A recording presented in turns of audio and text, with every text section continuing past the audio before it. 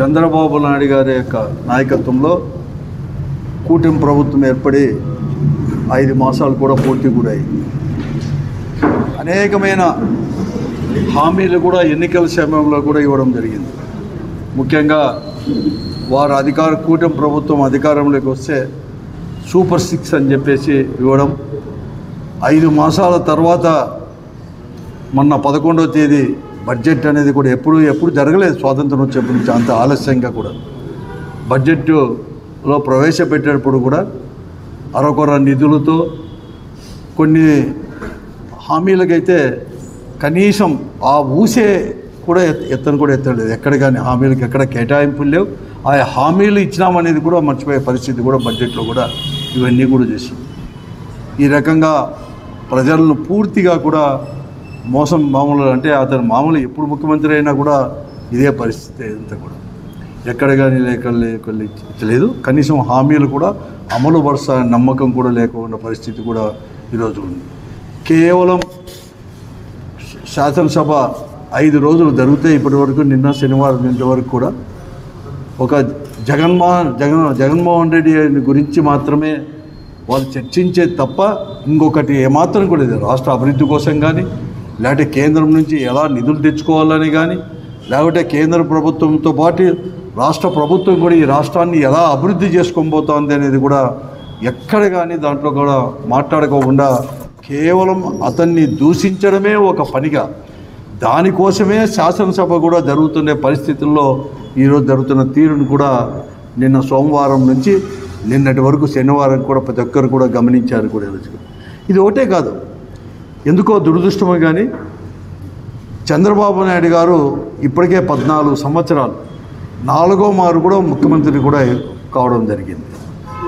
2 మార్లు ఈ రాష్ట్రం విడిపోయిన తర్వాత ముఖ్యమంత్రిగా ఉండడం, తర్వాత రాష్ట్రం ఆంధ్రప్రదేశ్ కలిసి ఉన్నప్పుడే, తెలంగాణ ఇవన్నీ ఉన్నప్పుడే ఆ రోజు కూడా ముఖ్యమంత్రిగా ఉండడం కూడా జరిగింది. ఎప్పుడు ముఖ్యమంత్రి ఉన్నా కూడా చంద్రబాబు నాయుడు గారు ముఖ్యంగా సీమకు ఈ రాయలసీమ వాసి అని చెప్పుకోవడమే కానీ, రాయలసీమ వాసి అని చెప్పుకొని రాజకీయంగా అతను లబ్ధి పొందిండొచ్చేమో కానీ ఈ రాయలసీమకు మాత్రం ఎప్పుడు ముఖ్యమంత్రి అయినా కూడా తీవ్రమైన అన్యాయం కూడా జరుగుతూ ఉండేది కూడా అందరూ కూడా గమనించేటారు. గతంలో కానీ ఇప్పుడు కూడా అందరికీ కూడా తెలుసు కూడా ఈ రాష్ట్రం అనేది కూడా మొట్టమొదటిగా ఈ అంతా కూడా రాయలసీమ ఇవన్నీ కూడా మనమంతా కూడా ఆంధ్ర రాష్ట్రం అంతా కూడా తమిళనాడులో అంటే మద్రాసు రాష్ట్రంలో ఉండేవాడు, ప్రెసిడెంట్స్ రాష్ట్రంలో. తర్వాత ఈ భాషా సంయుక్త రాష్ట్రాలు అని చెప్పి ఏర్పడిన తర్వాత మళ్ళీ కూడా హైదరాబాదు విలీనమైన తర్వాత ఆంధ్రప్రదేశ్ ఏర్పడినప్పుడు అప్పుడు వచ్చేసి శ్రీబాగ్ ఒప్పందం అని చెప్పి పెద్ద మనుషుల ఒప్పందం కూడా జరిగి ఒక క్యాపిటల్ కానీ రాయలసీమకు ముఖ్యంగా, ఎందుకంటే ఆంధ్ర రాష్ట్రం ఏర్పడినప్పుడు కర్నూలు రాజధానిగా చేసుకున్నాం కాబట్టి అది తీసుకున్నాం కాబట్టి, లేకపోతే హైకోర్టు అయినా పెట్టాలని చెప్పేసి కూడా ఆ రోజు శ్రీబాగ్ ఒప్పందం కూడా చేసుకున్న విషయం కూడా అందరికీ కూడా తెలిసిన విషయమే. కానీ ఇన్ని సంవత్సరాలు కలిసి ఉన్నప్పుడు కానీ మళ్ళీ కూడా జరగలేదు. కానీ జగన్మోహన్ రెడ్డి గారు ముఖ్యమంత్రి అయిన తర్వాత మొట్టమొదటిగా కూడా అన్ని ప్రాంతాలు, ఎందుకంటే రాష్ట్రం అనేది కూడా విడిపోయింది. ఇప్పటికే ఒకతూరి మద్రాసు రాష్ట్రంలో నుంచి కూడా ఒకతూరి విడిపోయాం. అలాగే మళ్ళీ కూడా ఆంధ్రప్రదేశ్ ఏర్పడి మళ్ళీ తెలంగాణ కూడా ప్రత్యేకంగా ఏర్పడింది కాబట్టి ఇవంతా కూడా ఈ తారతమ్యాలు కానీ, లేకపోతే ప్రాంతీయ అభిప్రాయ భేదాలు, లేకపోతే ప్రాంతీయంగా కూడా మా ప్రాంతం అభివృద్ధి కాలేదని చెప్పేసి ఇవన్నీ కూడా భావాలు భవిష్యత్తులో రాకుండా ఈ రాష్ట్రం విడిపోకూడదని చెప్పి అన్ని ప్రాంతాలు కూడా 3 ప్రాంతాలు కూడా అభివృద్ధి కావాలని చెప్పేసి ఏకైక లక్ష్యంతో కూడా ఈరోజు కూడా 3 రాజధానులు అని చెప్పేసి పరిపాలనా రాజధాని కానీ, శాసన రాజధాని, మరి ముఖ్యంగా సీమ ప్రాంతాన్ని అంతా కలిసి కూడా న్యాయ రాజధాని అని చెప్పి పేర్లు పెట్టినా కూడా ఇక్కడ కూడా కర్నూలు కేంద్రంగా తీసుకొని రాయలసీమ అంతా కూడా అభివృద్ధి చేయాలని చెప్పి ఇండస్ట్రీస్ ఇవన్నీ తీసుకొని రావాలని చెప్పేసి కూడా నిర్ణయించడం, దాంట్లో భాగంగానే హైకోర్టును తీసుకొచ్చేసి కర్నూలులో కూడా తీసుకొని రావడం, ఇవన్నీ కూడా చేయడం కూడా జరిగింది. కానీ ఆ రోజు ప్రతిపక్షంలో ఉండే పార్టీలు అన్నీ కూడా, మరీ ముఖ్యంగా తెలుగుదేశం పార్టీ కావచ్చు, భారతీయ జనతా పార్టీ, వారి అందరి యొక్క మద్దతుతో కూడా కోర్టుకు పోవడం, కొన్ని ఆటంకాలు సృష్టించి ఆలస్యం కావడం, హైకోర్టు అక్కడ స్థాపించడానికి హైకోర్టుకి తీసుకొచ్చేదానికి జరిగిన విషయం కూడా అందరికీ కూడా రాష్ట్ర ప్రజలకు అందరికీ కూడా తెలుసు కూడా. ఈ సందర్భంలో హైకోర్టులో అక్కడ కోర్టులో సుప్రీంకోర్టులో తెగేంత లోపల కూడా ఇక్కడ కూడా వచ్చే లా కాలేజ్ తీసుకొని నేషనల్ లెవెల్లో కూడా లా కాలేజ్ తీసుకొని రావాలని చెప్పి కర్నూలులో ఒక 100 acres కేటాయించడం, అక్కడ శాంక్షన్ చేయడం, అలాగే బార్ కౌన్సిల్ కూడా దానికి ఒప్పుకోవడం నేషనల్ లా కాలేజ్కు. వాటితో పాటు కూడా హెచ్ఆర్సీ అంటే మానవ హక్కుల కమిషన్ కార్యాలయము, అలాగే లోకాయుక్త కోర్ట్స్ ఈ రెండు కూడా అక్కడ చేసి బిల్డింగులు కూడా కట్టి పనులు కూడా ప్రారంభం కూడా అయిపోయినాయి కూడా. కానీ తర్వాత ఈ రాష్ట్రంలో జరిగిన పరిణామం వల్ల జగన్మోహన్ రెడ్డి గారు ముఖ్యమంత్రిగా దిగిపోవడం, మళ్ళా కూడా చంద్రబాబు నాయుడు నాయకత్వంలో ప్రభుత్వం ఏర్పడిన తర్వాత మరొకమారు ఈ సీమకు కూడా పెద్ద అన్యాయం కూడా చేసుకుపోతున్నారు. ఈరోజు హెచ్ఆర్సీ కానీ లోకాయుక్త కోర్టులు ఇవన్నీ కూడా వెంటనే అక్కడే తాడేపల్లికే తీసుకొని అంటే అమరావతికి కూడా మళ్ళీ కూడా తరలించాలని చెప్పి చేయడం నిజంగా కూడా చాలా తీవ్రమైన అన్యాయంగా కూడా ఈ సీమకు కూడా మేమంతా కూడా పరిగణిస్తున్నాం. ఇది ఇప్పుడు కానీ పెద్ద ద్రోహం కూడా ఈరోజు కూడా పెద్ద ఎత్తున కూడా ద్రోహం చేసినట్లు ఈ ప్రాంతానికి కూడా. ఎందుకంటే రాయలసీమ ప్రాంతం అనేది కూడా అభివృద్ధి కావాలంటే వీటితో పాటు కూడా ఇండస్ట్రీస్ ఇవన్నీ రావాలి. అవి కొత్తగా తీసుకొచ్చేదాన్ని పోను ఇవన్నీ కూడా అంతా కూడా తీసుకొని పోవడం అనేది కూడా పెద్ద ఎత్తున కూడా ఈ ప్రాంతానికి ద్రోహం చేసినట్లే. అదే కానీ నా కోర్టులో హైకోర్టుతో పాటు ఇవన్నీ వచ్చింటే దాదాపుగా 43 బ్రాంచెస్ అనేక అనమాట. వక్ఫ్ బోర్డు కావచ్చు, వక్ఫ్ కోర్టు కానీ అన్ని కోర్టులు కూడా ఈ రాష్ట్ర కర్నూలు కూడా వచ్చి ఉండేటివి కూడా. కానీ ఈరోజు ఇవి కూడా హెచ్ఆర్సీ ఇవి రెండు కూడా తరలించడం కూడా ఈ ప్రాంతానికి పెద్ద ఎత్తున కాదు. అంతేకాదు ఈరోజు అనేక విషయాల్లో కూడా ఈరోజు కూడా మనకు చాలా తీవ్రమైన అన్యాయం కూడా జరుగుతుంది రాయలసీమకు. చంద్రబాబు నాయుడు గారు ఎప్పుడు ముఖ్యమంత్రి అయినా కూడా ఆ రోజు 2014లో ఇలాగే కూటమి ప్రభుత్వం కూడా అధికారం లేకున్నప్పుడు కూడా కేంద్రంలో కూడా బీజేపీ నాయకత్వంలో ప్రభుత్వం అధికారంలో ఉన్నా ఈ రాష్ట్రానికి మరీ ముఖ్యంగా దానికి ఇక్కడంత ప్రాంతానికి కూడా ఎక్కడ కానీ లేదు. ఆ రోజు మేమంతా కూడా పార్లమెంటు సభ్యులుగా ఉన్నప్పుడు ఒక ఎయిమ్స్ హాస్పిటల్ కూడా ఇక్కడ తీసుకొని వస్తే రాయలసీమలో ముఖ్యంగా అనంతపురానికి తీసుకొని రావాలని చెప్పి అన్నప్పుడు రాష్ట్రం విడిపోయిందని చెప్పి దాన్ని మంగళగిరికి కూడా మళ్ళీ తీసుకొని పోవడం ఎయిమ్స్ హాస్పిటల్కి కూడా ఈ ప్రాంతానికి సీమకు కూడా తీవ్రమైన ద్రోహమే. కదా అనేక నీటి కేటాయింపుల్లో కావచ్చు, కేవలం ఈ పొద్దు నీటి కేటాయింపులు అని చెప్పేసి ఆ రోజు ఎందుకంటే ముఖ్యమంత్రి చంద్రబాబు నాయుడు గారు ఉన్నప్పుడు 1996లో ఒక మారు కానీ 99లో కానీ అలాగా 3 మార్లు కూడా హంద్రీ నీవాకు పునాది రాయి వేశాడు. కానీ ముందుకు కూడా పోయిన పరిస్థితి కూడా రాజశేఖర్ గారు ముఖ్యమంత్రి అయిన తర్వాతనే సీమకు అనేది కూడా కృష్ణా జలాల్లో హంద్రీ నీవా ద్వారా కూడా మళ్ళించి తీసుకొని రావడం కూడా 2012 నుంచి కూడా నీళ్ళు వస్తున్నాయంటే ఆ రోజు రాజశేఖర రెడ్డి గారి వల్లే కూడా.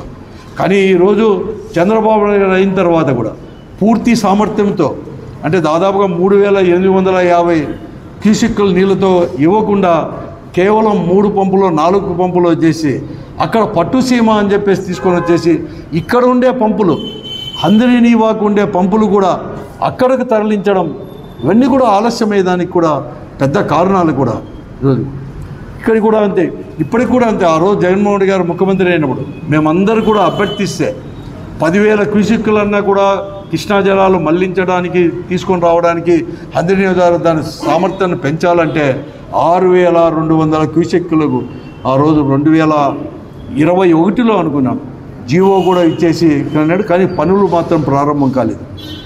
ఈరోజు మరొక మారు కూడా దాన్ని 2,200 క్యూసెక్కులు మాత్రమే వస్తున్న హంద్రీ నీవా సామర్థ్యాన్ని 3,850కి మాత్రమే వేస్తున్నారు.